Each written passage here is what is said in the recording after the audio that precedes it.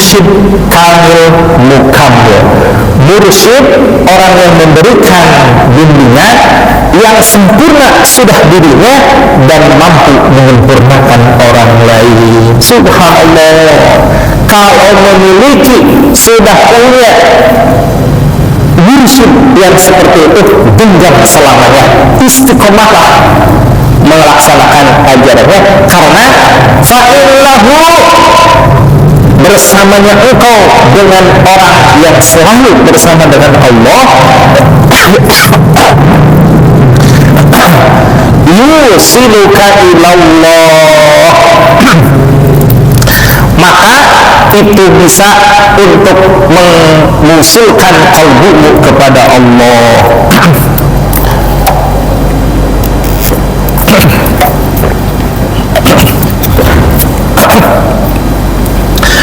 Fa'innahu, karena bersamanya orang yang bersama dengan Allah, yusiluka ilallah, akan sanggup untuk menghantarkan dirimu ke hadirat Allah, mengusulkan qalbumu ke hadirat Allah, dan menyambungkan qalbumu kepada Allah subhanahu wa ta'ala. Subhanallah, ini yang paling sulit Bapak, menghaturkan, menyambungkan qalbu dengan Allah, namun dengan perantaraan orang yang sanggup untuk selalu bersama dengan Allah.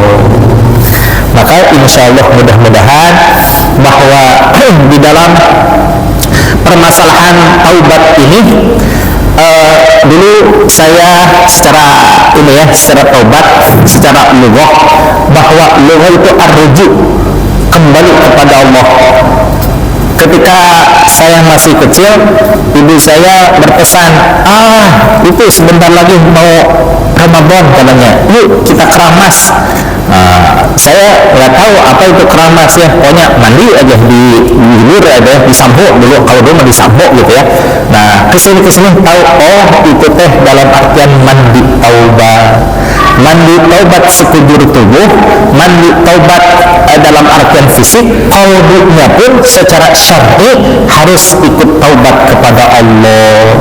Kalau taubat secara fisik, maka membersihkan diri secara fisik pula, yaitu dengan air, dengan sabun, dengan segala sesuatu yang bisa membersihkan diri kita dengan pakai wangi-wangian. Namun tidak cukup seseorang bertaubat hanya secara fisik saja, maka harus dihiasi dengan taubat secara rohani. Apa itu taubat rohani? Taubat dalam artian berjanji kepada diri sendiri untuk menghindari diri dari maksiat, tidak pernah lagi akan mengulangi, dan yang terpenting adalah menjalankan ketaatan kepada Allah subhanahu wa ta'ala. Subhanallah, Bapak Ibu, Bapak hadirin Bapak sekalian, kalau seandainya seseorang senantiasa menipu ibadah kepada Allah subhanahu wa ta'ala, maka sudah pasti dirinya dan qalbunya akan bersih. Bagaimana tidak? Ketika akan membaca Al-Quran, wudu dulu. Ketika akan sholat duha, wudu dulu. Ketika akan tahiyatul masjid, wudu dulu. Bersih nggak kira-kira badan kita? Bersih. Kenapa? Minimal sehari 5 kali kita tersentuh air wudu, betul? Minimal. Bagaimana kalau dia baca Quran? Bagaimana kalau dia berwudu? Bagaimana kalau sholat duha? Bagaimana sholat tahajud? Subhanallah, bisa berkali-kali, 10 kali, 20 kali kita melaksanakan wudu. Nah, ketika kulit kita tersentuh air wudu, secara syariat membersihkan zahiriyah, membersihkan fisik kita, dan secara lahir, secara batin ya, bahwa air wudu tersebut mengandung barokah dalam membersihkan qalbu kita yang tadinya subhanallah kita ada penyakit batin, namun dengan sentuhan air wudu bisa menyembuhkan perkara-perkara batinnya. Sebagaimana sahabat Bilal bin Rabah memohon kepada Rasulullah SAW. Sahabat Bilal memohon, ya Rasulullah, ausoni, ya Rasulullah, nasihatilah aku yang nasihatmu itu betul-betul bisa aku amalkan. Maka Rasulullah SAW menjawab permintaan sahabat Bilal bahwa alaika bimudawamatil wudu, wajib atas engkau wahai Bilal untuk melaksanakan dawam wudu. Apa itu dawam wudu? Istiqomah di dalam memiliki wudu. Bagaimana kalau batal? Wudu lagi, batal lagi, wudu lagi, batal lagi, wudu lagi.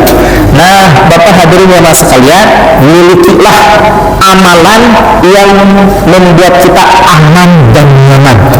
Tidak berat untuk mengamalkannya, namun berefek mampu mendekatkan diri kita kepada Allah Subhanahu wa Ta'ala.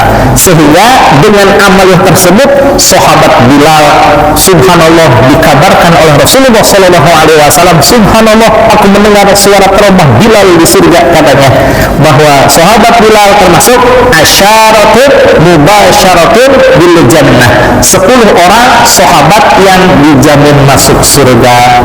Ketika Rasulullah SAW mengabarkan itu, ada sahabat yang merasa heran. Mohon maaf ya, sahabat Bilal kan baru kemarin masuk Islam, katanya. Lagian secara fisik beliau, mohon maaf, hitam, pendek, berkulit, mantan budak dan lain sebagainya. Kemudian minta izinlah sahabat tersebut kepada Bilal, wahai Bilal, bolehkah aku bertamu kepada engkau beberapa hari? Silakan. Ketika di rumahnya tidak ada istimewa dari sahabat Bilal, baca Quran biasa sama dengan sahabat-sahabat yang lainnya. Kemudian sholat sunnah biasa seperti sholat sahabat yang lainnya. Kemudian sholat berjamaah sama dengan sahabat-sahabat yang lainnya. Maka bertanyalah sahabat itu kepada Bilal, wahai Bilal, apa amalan andalanmu sehingga Rasulullah mengucapkan bahwa engkau termasuk asyaratun mubasyaratun bil jannah? Kata sahabat Bilal, aku diamanahkan oleh Rasulullah untuk melaksanakan dawam wudu. Subhanallah ya. Dawam wudu kira-kira menurut Bapak berat apa ringan? Ada yang ringan, ada yang bawah. Yang berat ya. Kalau diusahakan dan dibiasakan, insya Allah terasa ringan. Tapi kalau cuma dibayangin aja, dingin tidak ya, berat gitu Mbak ya. Tapi kalau dibiasakan, setiap melaksanakan sholat sunnah, setiap melaksanakan baca Quran, setiap akan melaksanakan zikrullah, diusahakan dengan wudhu dulu, maka subhanallah, lama-kelamaan akan terasa ringan. Bahwa dari zuhur ke asar